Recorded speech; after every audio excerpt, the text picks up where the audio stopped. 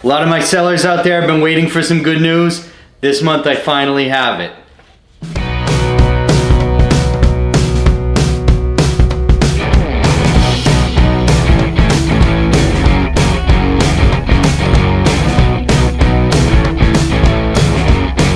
Okay, so sellers, we have some good news. Let's go ahead and pull up the slide and start digging right in. First thing to note, the actives, if we look over to them, we're up to 1,585 6 months ago.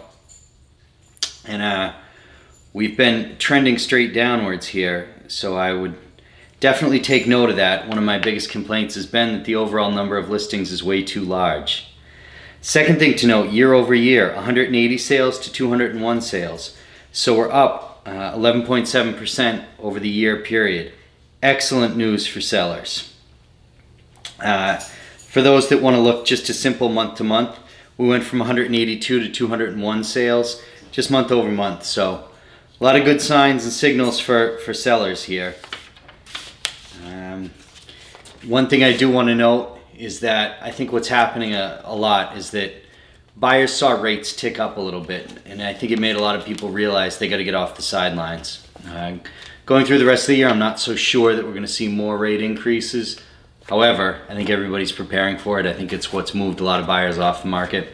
I can tell you just from the last 3-4 weeks, I've seen the amount of activity on my listings go way up.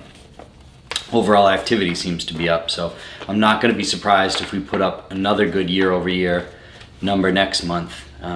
Just feeling more activity right now. So let's move on to the price per square foot.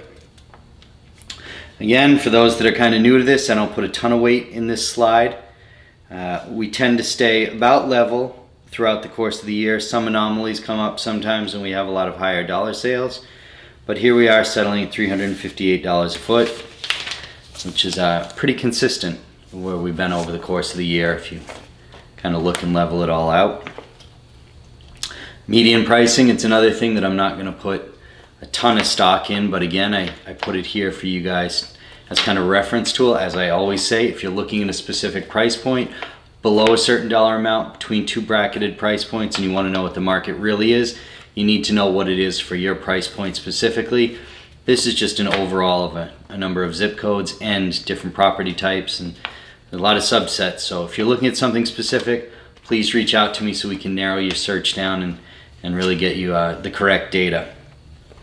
So the median price, $368,000 a year ago, $415,000 last month. That puts us at a 12.8% rise in year over year median pricing.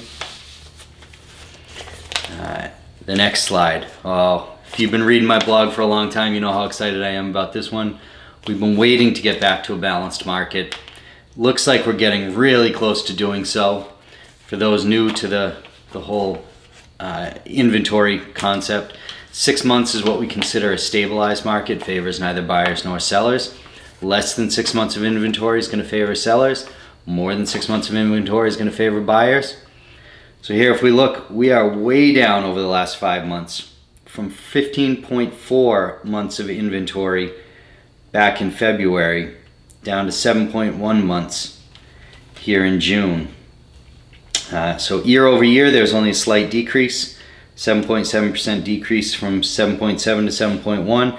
But I really think the headline here is the cliff that we've seemed to have fallen off of from February on down. Again, just to go through, good news for sellers when you have more sales, less listings on the market, and fewer listings coming to market. All these things, great news if you're a seller. Means if you're considering selling, now is definitely the time to get off the fence. Go ahead and get your property listed. Moving on here, average days on market. Again, if you've been listening to this blog for a while or reading this blog for a while, you know days on market is everything. It's how many days the property took to get into contract plus the time that it took to close. So when you see 111 days on market, what we're going to look for there is that was the time that it took from the property going onto the market to the time it went into contract. It's not going to count that time during financing, closing, and everything like that. Add that on top if you're trying to budget out for how long it's going to take you to sell your property. Add another 30, 45 days on top of our 111 days. And again, if you price your property better, if you're in a lower price point, you're going to see fewer days on market. Higher price points, likely to see longer days on market. And if you misprice, very likely you're going to see longer days on market. So anyways, we're at 111 days on market, which is a rise from 88 days on market. It's taking you 26% longer to close a deal June of this year than it did June of last year. So, I think across the board we have some really good news for sellers. I think this is a wake-up call for buyers. If you've been sitting around, not sure if you want to buy, I would definitely get off the fence, do it now. I think we see rates tick up one more time and buyers are really going to flood into the market. So I think there's kind of a sweet spot right now for both buyers and sellers.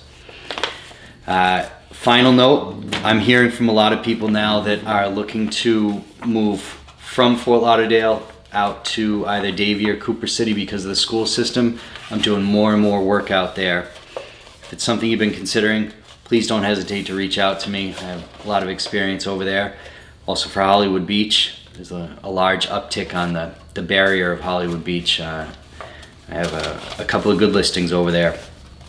So please, if you think about buying or selling, go ahead and reach out to me and we'll talk to you next month. Hope all has been well.